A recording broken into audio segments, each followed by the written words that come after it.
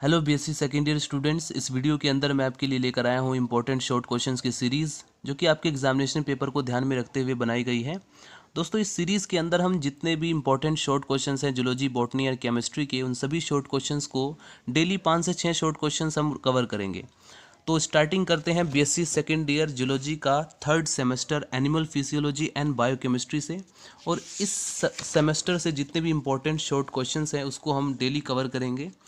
दोस्तों, सबसे ख़ास बात यह है कि ये सीरीज़ अगर कोई ऐसा स्टूडेंट जो कि इंग्लिश में एग्जामिनेशन पेपर को देना चाहता है उसके लिए भी मोस्ट इम्पॉर्टेंट है। अगर कोई ऐसा स्टूडेंट जो हिंदी इंग्लिश मिक्स में एग्जामिनेशन पेपर देना चाहता है उसके लिए भी मोस्ट इम्पॉर्टेंट है। तो आइए इस सेमेस्टर से जितने भी इंपॉर्टेंट शॉर्ट क्वेश्चन हैं सबसे पहले हम उसको कवर करते हैं। चलिए स्टार्ट करते हैं। क्वेश्चन नंबर फर्स्ट, ये मोस्ट इंपॉर्टेंट है और इंपॉर्टेंट शॉर्ट क्वेश्चंस की लिस्ट में मैंने इसको डाला हुआ है। पहला क्वेश्चन है, what is actin and myosin. Actin और मायोसिन क्या है, और ये शॉर्ट क्वेश्चन किस किस तरह से पूछा जा सकता है ये भी मैं आपको बता देता हूँ। इस क्वेश्चन में आपसे ऐसे भी पूछा जा सकता है, difference between actin and myosin, यानी इसमें डिफरेंस भी आपसे पूछा जा सकता है, या डायरेक्टली आपसे एक्टिन मायोसिन क्या है इसके बारे में भी पूछा जा सकता है। और इसका आंसर आपको किस तरह से देना है। बेसिकली आपको पता होना चाहिए एक्टिन और मायोसिन एक प्रोटीन है जो कि हमारी मसल्स में पाई जाती हैं। तो इंग्लिश में आपको लगभग कितने वर्ड्स में लिखना होता है, कई सारे स्टूडेंट कंफ्यूज रहते हैं, तो वो भी आपको यहाँ पर सिंपली 2 नंबर में शॉर्ट क्वेश्चन में अगर पूछा जा रहा है तो जितना यहाँ पर आपको दिखाई दे रहा है एक्टिन और मायोसिन के बारे में उतना ही आपको लिखना है। सो नोट करेंगे, actin is found in the thin filament of muscle fibres. हमारी मसल फाइबर्स की थिन यानी पतले से एक्टिन फिलामेंट में एक्टिन पाया जाता है। ये एक्टिन क्या है, एक प्रोटीन है। And possess a molecular weight, इसका जो मोलिकुलर वेट होता है वो 46,000 होता है। Correct. It exist in the globular form known as G actin. ये जो है ग्लोबुलर फॉर्म में एग्जिस्ट करता है। हमें प्रोटीन की स्ट्रक्चर हमें अच्छी तरह से पता है, ये ग्लोबुलर प्रोटीन है और ये जी एक्टिन के फॉर्म में एग्जिस्ट करता है। And shows A high affinity for calcium 2+ ion. Calcium 2+ ion के प्रति ये जो है हाई एफिनिटी को शो करता है। वहीं हमें मायोसिन के बारे में बताना है। Myosin is present in the myosin filament. ये कहाँ पर प्रेजेंट होगा, मायोसिन फिलामेंट में प्रेजेंट होगा। And is fibrous in shape. ये किस शेप में होता है, फाइब्रस में। ठीक है। And it has molecular weight. इसका जो मोलिकुलर वेट होता है ये इससे ज़्यादा होता है, यानी एक्टिन प्रोटीन के मोलिकुलर वेट से ज़्यादा मायोसिन प्रोटीन का मोलिकुलर वेट होता है, लगभग 5 लाख। ठीक है। Myosin has a globular tail and head. Myosin के पास एक, इसमें इसकी स्ट्रक्चर में एक ग्लोबुलर हेड होता है। ठीक है, ग्लोबुलर सॉरी टेल होता है यानी इसकी पूंछ, और हेड होता है यानी ऊपर का सर। ठीक है। Myosin can bind Mg2+ ion as well as ATP। Myosin किससे संयोजित हो सकता है, Mg2+ आयन से यानी मैग्नीशियम 2+ आयन से, और ATP से, एडिनोसिन ट्राइफॉस्फेट। तो ये शॉर्ट क्वेश्चंस अगर आए आपसे तो इस तरह से आपको जवाब देना है। ठीक वहीं पर अगर ऐसे स्टूडेंट जो इसको हिंदी में इसका रिप्लाई देना चाहते हैं, आंसर देना चाहते हैं एग्जामिनेशन पेपर में, तो लिखेंगे वो simply, actin thin muscle fibres की फिलामेंट में मिलता है तथा इसका मोलिकुलर वेट 46,000 होता है। यह जी एक्टिन के फॉर्म में मिलता है। ये जो मैं जी प्रोटीन बोले जा रहा हूँ ये सेल सिग्नलिंग के अंदर जब आप CSIR नेट लाइफ साइंस का सिलेबस पढ़ेंगे तो वहाँ पर पढ़ने को मिलेगा आपको जी प्रोटीन कपल रिसेप्टर। इसलिए बार बार मेरे से जी प्रोटीन मेरे माउथ से निकल रहा है। So actin thin filament fibre filament में मिलता है तथा इसका जो मोलिकुलर वेट होता है वो 46,000 होता है। यह जी एक्टिन यानी ग्लोबुलर एक्टिन के फॉर्म में मिलता है तथा कैल्शियम 2+ आयन के प्रति हाई इलेक्ट्रॉन एफिनिटी को शो करता है। इतना आपको लिखना है। मायोसिन के बारे में आप कितना लिखेंगे, मायोसिन कहाँ पर मिलेगा, मायोसिन फिलामेंट में मिलता है तथा यह फाइब्रस होता है, और यानी फाइब्रस शेप का भी आप लिख सकते हैं, और इसका मोलिकुलर वेट 5 लाख होता है तथा यह Mg+ यानी कि Mg2+ आयन यानी मैग्नीशियम 2+ आयन और ATP से संयोजित हो सकती है। तो इतना आपको लिखना है। उसके बाद question number short question second, अगर आपसे पूछा जाए what is anti enzyme and iso enzyme, या फिर एंटी एंजाइम और आइसो एंजाइम में डिफरेंस क्या है, तब आपको ये आंसर देना है। देखिए, मैं सबसे पहले आपको अच्छे से समझा देता हूँ कि एंटी एंजाइम्स क्या है। सबसे पहले आप समझ लीजिए, उसके बाद आप थ्योरेटिकल को भी नोट कर सकते हैं। दोस्तों एंटी एंजाइम क्या है? हमारी जो एलिमेंट्री कैनाल होती है उसकी दीवार में प्रोटियोलिटिक एंजाइम होते हैं। कौन से? प्रोटियोलिटिक एंजाइम्स होते हैं। हमारा क्वेश्चन है कि वो जो प्रोटियोलिटिक एंजाइम है वो मांस को भी पचा जाते हैं, यानी मांस जो हम खाते हैं या नॉनवेज जो भी खाता है उसको वो पचा देते हैं। तो वो खुद एलिमेंट्री कैनाल की दीवार भी तो मांस की बनी हुई है, आई मीन सेल्स की है, तो वो उसको क्यों नहीं पचा पाता? इसका क्वेश्चन हमें यहाँ पर, इसका आंसर भी हमें यहाँ इस वीडियो के अंदर मिल जाने वाला है या इसी शॉर्ट क्वेश्चंस में। The wall of the alimentary canal is not digested itself. Why? इसका रीज़न क्या है? एलिमेंट्री कैनाल की जो वाल है वो इसके एंजाइम से या डाइजेस्टेड नहीं होती, इसके द्वारा इनके जो प्रोटियोलिटिक एंजाइम से क्यों नहीं होती? और दूसरा क्वेश्चन यही सिमिलरली एक और क्वेश्चन है यहीं पर, इंटेस्टाइनल पैरासाइट्स यानी इंटेस्टाइन के अंदर जो पैरासाइट्स रहते हैं, जैसे फॉर एग्जांपल राउंड वॉर्म या hook worm, are not digested by the proteolytic enzyme. वो जो है प्रोटियोलिटिक एंजाइम्स के द्वारा डाइजेस्टेड क्यों नहीं होते? इसका आंसर हमें यहाँ पर मिल जाएगा। देखिए दोस्तों, इट इज़ बिकॉज, इसका कारण यह है, of the fact that, it is because of the fact that intestinal वाल एंड वर्म, जितने भी पैरासाइट्स होते हैं और इंटेस्टाइनल वाल के पास क्या होता है, पोसेस सर्टेन प्रोटीन्स, इनके पास कुछ ऐसे प्रोटीन्स होते हैं हैविंग एंटीगोनिस्टिक प्रॉपर्टी, उनकी जो है एंटीगोनिस्टिक प्रॉपर्टी को शो करते हैं टू द प्रोटियोलिटिक एंजाइम्स।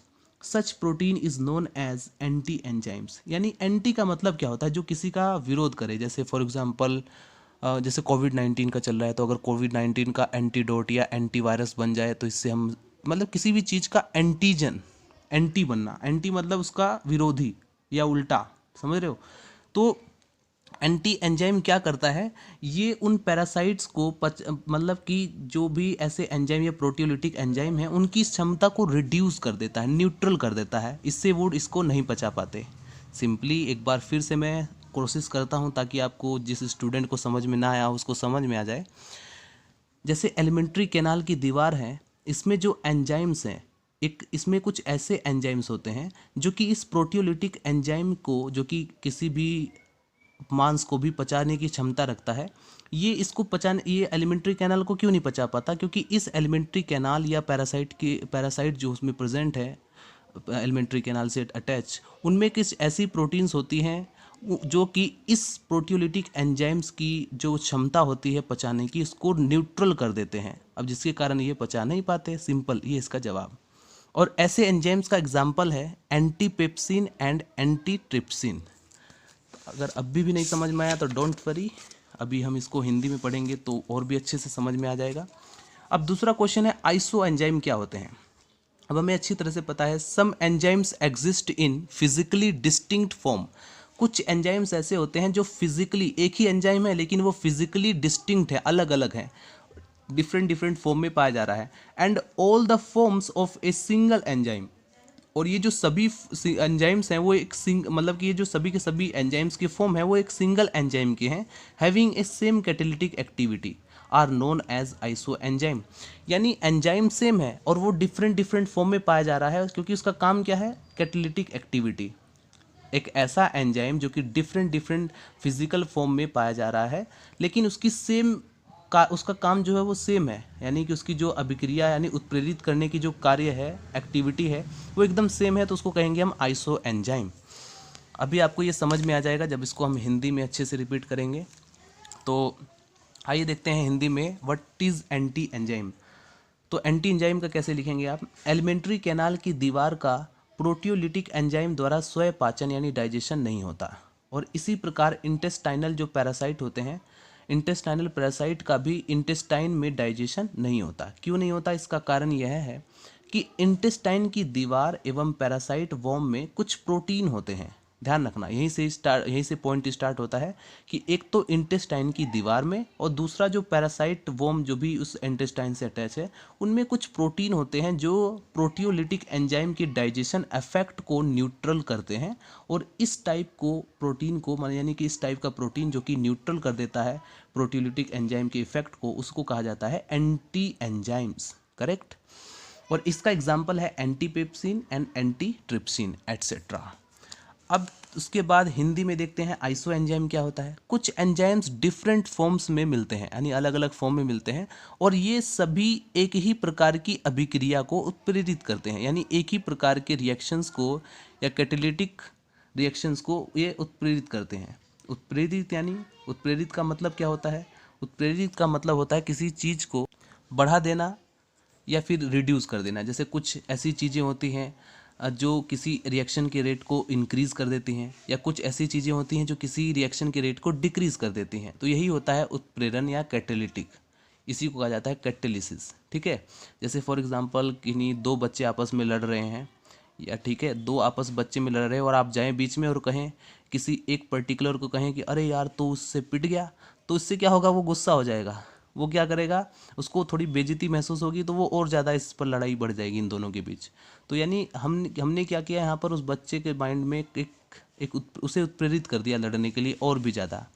ठीक है, तो यही कहलाता है उत्प्रेरण। अगर आप कोई सिंपल सा एक साधारण व्यक्ति जाए और कहे अरे बेटा क्यों लड़ रहे हो आपस में, यानी वो क्या करेगा, धीरे धीरे मतलब उनको समझा करके लड़ाई उनकी छुटवा देगा। यानी उसने क्या किया, उसने जो है वो भी उत्प्रेरक की तरह कार्य कर रहा है, लेकिन वो रिड्यूस कर दिया उसने लड़ाई को। तो उत्प्रेरक का मतलब ये नहीं कि किसी चीज़ को सिर्फ इंक्रीज ही करना, डिक्रीज करना भी। ठीक है, किसी रिएक्शन के रेट को आप बढ़ा दे या घटा दे, वो होता है उत्प्रेरक। ठीक है, उसी को कहा जाता है उत्प्रेरक। तो हम कहाँ से कहाँ आ गए? आइसो एंजाइम्स को डिस्कस कर रहे थे। हमने कहा कुछ एंजाइम्स डिफरेंट फॉर्म में मिलते हैं और ये सभी एक ही अभिक्रिया को उत्प्रेरित कर सकते हैं, और ये एक ही एंजाइम्स के ये डिफरेंट फॉर्म जो एक ही अभिक्रिया को उत्प्रेरित करते हैं, इसे हम आइसो एंजाइम्स कहते हैं। उसके बाद एक शॉर्ट क्वेश्चन आता है कई बार, हाइपोक्सिया क्या होता है? तो इसका जवाब बिल्कुल सिंपल है, लेकिन कई सारे स्टूडेंट कहीं और, जिनको नहीं पता है वो कहीं और दिमाग लगाएंगे, अरे हाइपोक्सिया क्या होता है? तो सिंपली अगर आपके ब्लड के अंदर ऑक्सीजन की जो मात्रा है या कंसंट्रेशन है, अगर वो कम होने लगे तो इस अवस्था को कहा जाता है हाइपोक्सिया। बिल्कुल सिंपल।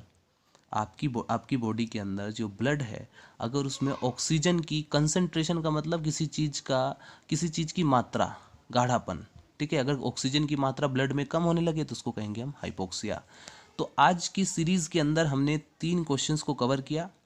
अब धीरे धीरे जैसे कुछ स्टूडेंट, अगर आपको बॉटनी का भी रिक्वायर्ड है कि हाँ बॉटनी के भी शॉर्ट क्वेश्चंस कवर करना है, तो प्लीज़ कमेंट कीजिए। अगर आपको ये सीरीज़ पसंद है, रियली अगर पसंद है तो ठीक है, क्योंकि मैं आपके लिए ही बना रहा हूँ। तो अगर आपको पसंद है तो ठीक है, मैं और भी इस तरह के सीरीज़ आपको बनाता रहूँगा, और इस तरह से आप नोट्स भी आपके प्रिपेयर हो जाएंगे। तो उम्मीद है वीडियो आपके लिए हेल्पफुल रहेगा। मिलते हैं दोस्तों नेक्स्ट वीडियो में। Bye bye, good night.